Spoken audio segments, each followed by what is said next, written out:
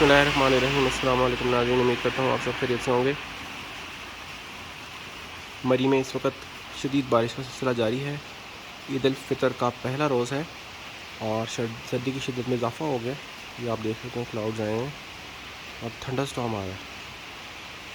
ये आगे एक पहाड़ नज़र आ रहा है, इस पर बर्फ़बारी हुई है दोपहर को ना, लाइव स्नोफॉल हुई है। और ये देख सकते हैं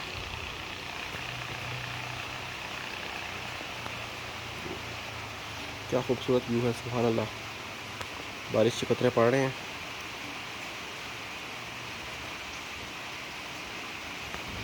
सुभान अल्लाह, ये देखें बादल हैं,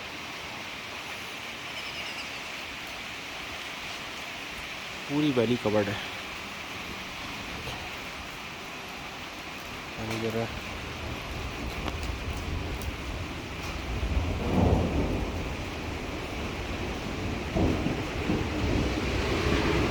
थंडरस्टॉर्म है।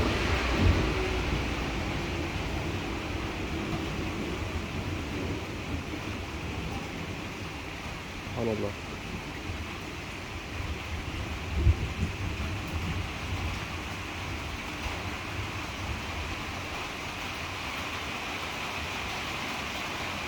बारिश की आवाज़ बहुत सूदिंग और रिलैक्सिंग है। तेज़ हो गई बारिश।